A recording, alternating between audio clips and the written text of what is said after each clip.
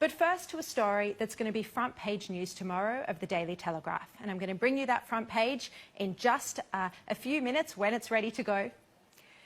It's about the man who was sensationally billed by 60 Minutes as a Chinese spy, breaking ranks to defect to the West. Wang Liqiang claimed, in a world exclusive, to have controlled and ordered high-level operations, including a kidnapping, and ran a social media effort to meddle in the Taiwanese elections. We established a cyber army. If we wanted to attack someone, we could instantly take down their Facebook. I was responsible for organizing the cyber army attacks. Taiwan was the most important work of ours. The infiltration into media, temples, and grassroots organizations. But I can tonight reveal that Wang's claims of being a major player in the espionage space are believed to be highly dubious. And this will be the focus of the Daily Telegraph's front page tomorrow. Was Wang a Chinese spy at all? Well, Australia's security and intelligence agencies gave advice to the Morrison government's National Security Committee of Cabinet on the matter on Tuesday in Canberra. The advice given by security agencies was that Wang is not believed to be a Chinese spy at the level where there would be any interest in him from Australia's point of view. While he might have done some very low-level work, and I repeat, very low-level work, Wang did not operate in Australia, and he would not add value to our country, according to this assessment. Among the reasons that created doubt around Wang's claims to be a Chinese spy or a high-level one were his young age, which raised alarm bells, the absence of detail in the information that he provided, and the fact that most, if not all of it, was already in the public domain.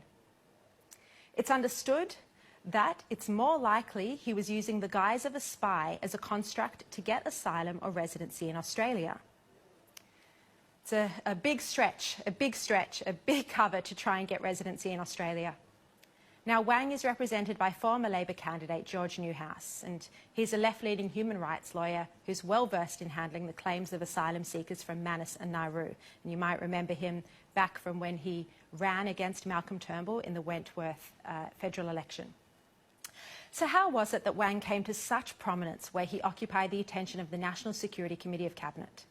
Well, Liberal backbencher Andrew Hastie, who's a well-known China critic, so much so that he's been barred from entering the country, outrageously so, he was put in contact with Wang on October 8. He then referred him to ASIO that same day, according to the Australian newspaper's report. The Australian also revealed that before the story on 60 Minutes aired, Hastie again contacted security agencies to check that Mr. Wang's claims were being investigated. Hastie, as I said, he's an outspoken critic of China's dictatorship. He told 60 Minutes that Wang was a friend of democracy and said the government should give him protection. I'm of the view that anyone who's willing to assist us in defending our sovereignty deserves our protection. In saying that, Hastie chose to preempt ASIO's investigation, and this was before ASIO and our other intelligence agencies gave their advice to the National Security Committee of Cabinet on Tuesday this week. As the chair of the Joint Parliamentary Committee on Intelligence and Security, Hastie does have access to classified intelligence, but he's not privy to the full picture that goes to the National Security Committee of Cabinet.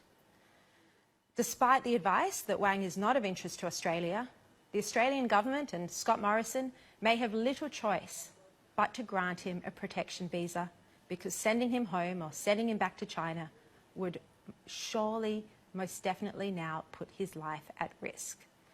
This decision will inevitably put strain on China and Australia's relationship, like it did when Chen Yonglin defected to Australia in 2005. And all of this diplomatic trouble for a man who, according to our agencies, has little new information to offer Australia at all.